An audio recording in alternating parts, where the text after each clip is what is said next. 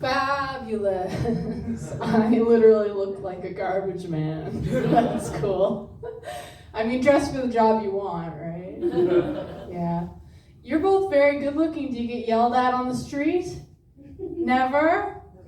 I mean, even I get yelled at sometimes. This guy said, "What the fuck is that, an iguana?" Yeah, that happened. That's fine. I find guys are a little bit too easy to pick up. Like, I had this great pickup line all through high school.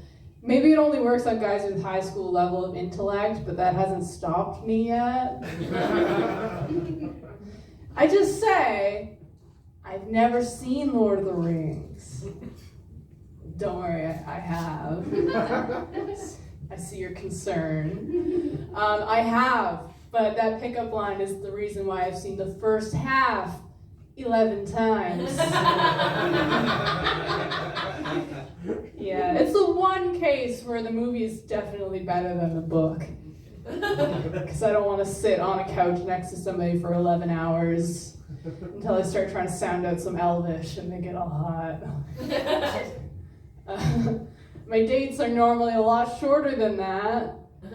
I'm bad at it. Like, I just go where I'm familiar with. Like, I almost cut back with my ex over the pandemic. Honestly, just I needed some new material. So, that guy never wears a shirt.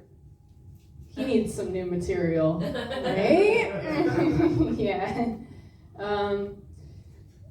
I think it's really special to have kids. I have a kid, but I'm realizing they always see the worst of you as a parent. They're literally looking straight up your nose most of their life.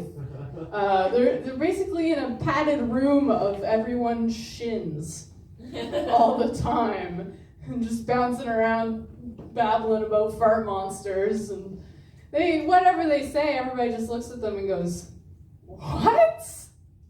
Makes you feel a little crazy growing up. I feel like my mom just had too big of a nose. It never stopped. I thought she was the worst. She used to get me, she'd do this horrible thing. Horrible. She would get me presents for Valentine's Day. Oh. A life-size stuffed dog and a large potted plant. That's not saying, "I believe in you finding love out there." That's saying, "I want you to be comfortable being alone in my basement for the next 10 years. But God love her, you know. The gap between okay parenting and good parenting is very small. But good parenting and great parenting, that's like, oh my God, if you weren't born with an angel's dick in your ass, like, you're not gonna be great, you're just gonna be good, and that's okay, that's fine. Like, all you have to do to be a good parent is make a sound effect once in a while. You know, hit the brakes and go, "Erch." That's good. You're not bad. If you're bad, I feel like there's two types of bad. There's categories. Either you hurt your children on purpose, or you don't hurt them on purpose. That's the only two categories of bad parents. They're out there. But even the best of us, I'm realizing my mom was so good at the homemaker thing, but I thought I kind of saw it with a bit of naivete. Because when she put that really good blanket on me, you know, I was sick, and she'd get the good blanket out. She'd tuck me in. I thought she was being so sweet and kind. But now that I'm a parent, I'm realizing she was just trying to pin me to the couch. She was trying to get away from me.